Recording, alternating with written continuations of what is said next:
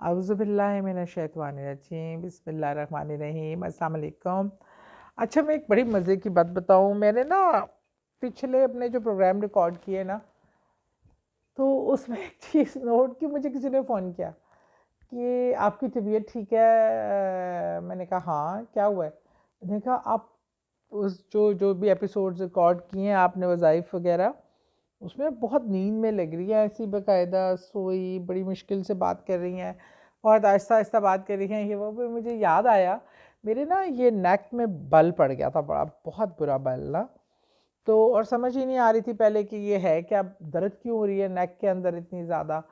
बहरहाल वो मैं फिर एक डॉक्टर के पास गई, उसने मुझे कहा ये आपकी ना मस्कुलर लग रहा है मुझे प्रॉब्लम ना। तो अपना मैंने कहा अच्छा। तो उसने मुझे 2 टैबलेट्स दी और क्या कहते हैं, मैंने वो टैबलेट उनका 2 सुबह 2 शाम को। सुबह जब नाश्ते के बाद मैंने वो की और उसके बाद फिर दोपहर का टाइम था रिकॉर्डिंग का। उस दवाई में इतनी की नींद थी क्योंकि वो मसल रिलैक्सेंट थी। अज़ानें हो रही हैं, मेरे ख़्याल में हम अज़ान का वक़फ़ा करते हैं। ये था जी अज़ान का वक़फ़ा। इस वज़ीफ़े को कंप्लीट करने के बाद मैं नमाज़ पढ़ूँगी।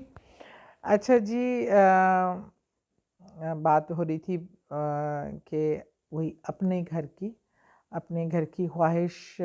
हाँ, मैं सॉरी पहले बात बता रही थी कि वो सोई-सोई सबको मैं लग रही थी। वो जो मैंने मेडिसिन खाई ना, वो मसल रिलैक्सेंट की थी। उसमें कोई नींद, मैं तो सिरप पी लूँ ना खाँसी का, तो मुझसे उठा नहीं जाता सारा दिन। बहुत ज़्यादा मुझे इफ़ेक्ट होता है इन चीज़ों का। तो वो 2 मेडिसिन जो थी वो मुझे इतनी नींद, चक्कर कि मैं आपको बयान नहीं कर सकती। फिर जब मैंने रियलाइज़ किया, फिर मैंने अपने जनरल फ़िज़िशियन उनको मैसेज की वो टैबलेट्स के नेम और वो, उन्होंने कहा नहीं, नहीं ये छोड़ दो, ये तो तुम्हें बेहोश कर देंगी। और लिटरली मैं उस दिन उठी हूँ और सोफ़े पे गिर के ना 25-30 मिनट मुझे होश ही नहीं था मैं किधर पड़ी हुई हूँ। तो फिर मुझे सबने, घर वालों ने गरम तो कंबल-शंबल दिया, मैं उठा के चाय का कप पिलाया। तो मुझे समझ आई, डॉक्टर्स को बताना ज़रूर चाहिए साथ कि इसका ये इफ़ेक्ट हो सकता है। और अगर अल्लाह ना करे मैं उस टाइम ड्राइव कर रही होती या इस तरह रोड पे होती, तो कुछ भी अल्लाह ना करे ख़त बुरा हो सकता था। बहरहाल वो रिकॉर्डिंग भी बड़ी अजीब-सी सोई-सोई ऐसी रिकॉर्डिंग है। अक्सर वैसे मेरी सोई-सोई भी होती हैं। जब मैं रात को ज़रा लेट रिकॉर्डिंग हो जाए, तो फिर मैं आधी सो रही होती थी, थकी होती थी। अब तो फिर भी बेटर होता है। अच्छा जी, मैं फिर वज़ीफ़ा आपको जो बताने जा रही हूँ, वो है फिर अपने घर का। इसकी डिमांड मुझे 1-2 वज़ीफ़े जो अच्छे लगे इस हवाले से, और जिस पे मुझे साबित हुआ कैसे प्रैक्टिकली लोगों ने उसको आज़माया हुआ है, तो वो फिर मैंने क्या कहा कि मैं उस पे इंशाअल्लाह ताला जो है, मैं आपको वो भी शेयर करती हूँ।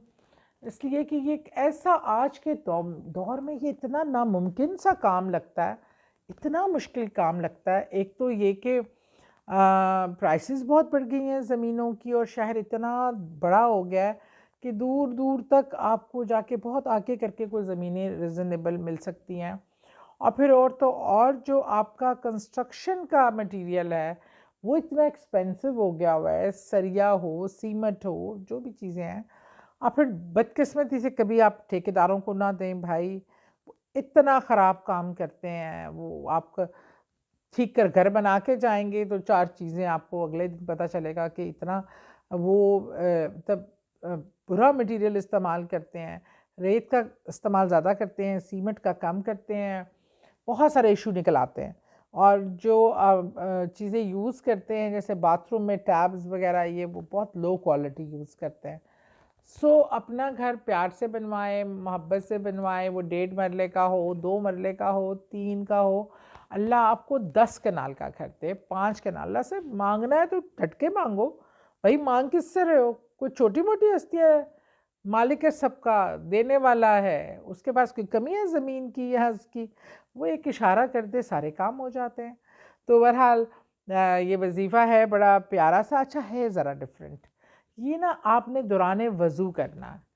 अच्छा, आप वज़ू कर रहे हैं, आधा वज़ू आपने किया, जैसे आपने कुर्ली की, नाक में पानी डाला, मुँह पे पानी डाला, और फिर आपने बाथरूम से बाहर आके क्योंकि हम मोस्टली बाथरूम में वजीफ़ा करते हैं।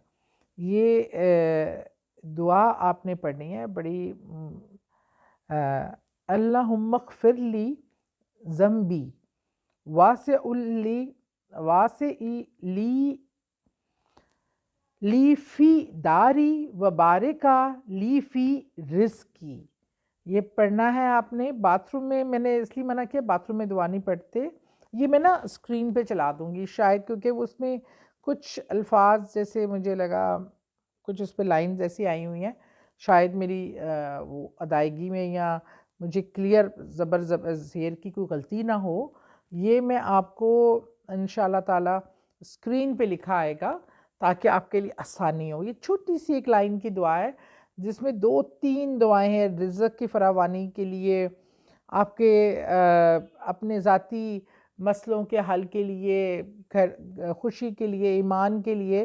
तो आपने ये दौरान वज़ू पढ़ना है और उसके बाद वज़ू कंप्लीट कर लेना। एक बार ये दौरानी अगर वैसे ज़ुबानी याद हो तो दिल में भी पढ़ी जा सकती है, और अक्सर घरों में वज़ू की जगह भी बाहर होती है तो वहाँ भी पढ़ी जा सकती है। लेकिन अगर बाथरूम में है तो बाथरूम से निकल कर आप पढ़कर जाके बाकी का वज़ू कंप्लीट करके आप बस जो अपनी नमाज़ पढ़ते हैं, और आप ये दिन में एक बार तो लाजमी करें और इसको अपनी ज़िंदगी का हिस्सा बना लें।